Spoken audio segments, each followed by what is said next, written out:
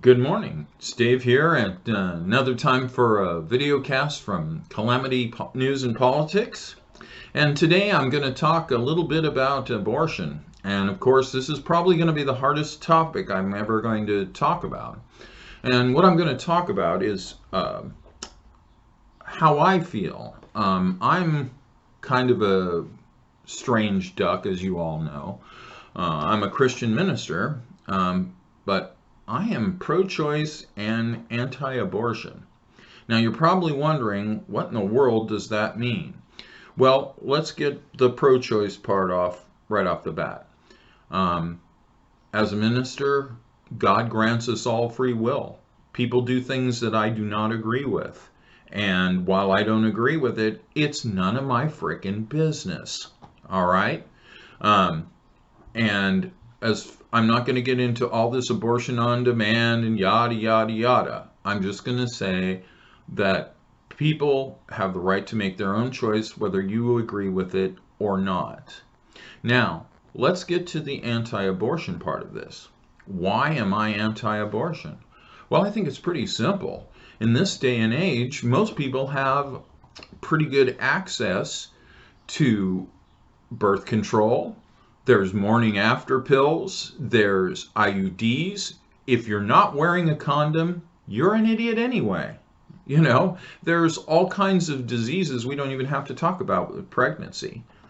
But that's why, just technologically speaking, it doesn't make sense that people need abortions in this day and age. Now, my problem is with the current anti-abortion movement, they're not really pro-life. They're pro-birth. These are people who don't want to give services to people who need them.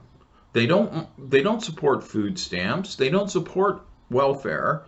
They support you having a child and not being able to afford it.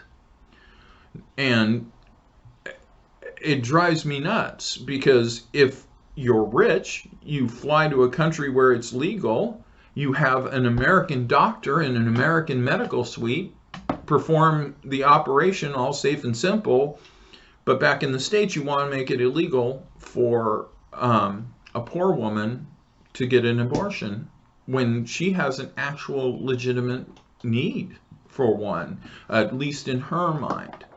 So for the last 50 years, the strategy has been to stand in front of an abortion clinic and slut shame people and scream at them and call them baby killers, and it isn't working. And then, of course, on top of everything else, you're all anti-birth control.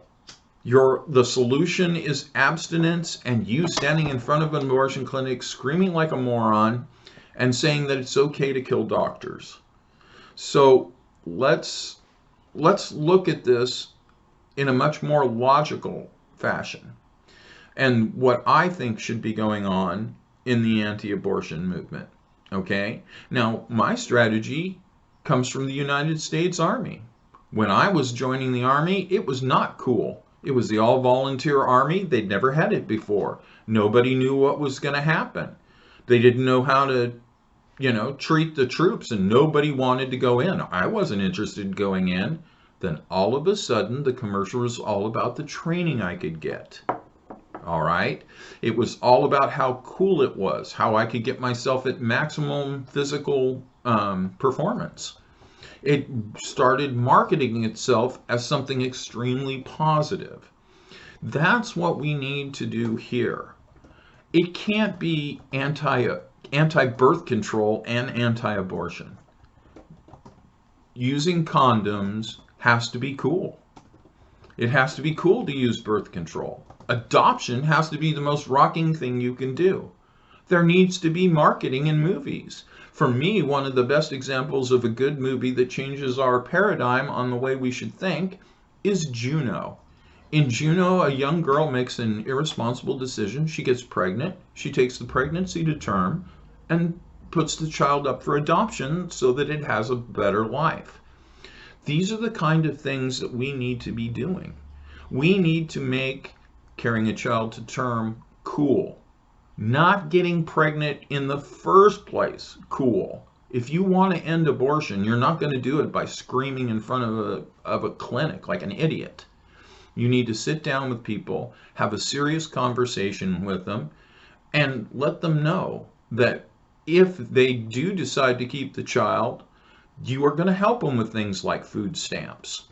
You're going to help them with welfare. Other than that, you need to step back and convince them that they need to find a good family, a good home for their child. So again, I'm just going to say everybody needs to start being nicer to one another. Jumping up and down and screaming and getting in each other's faces accomplishes zero.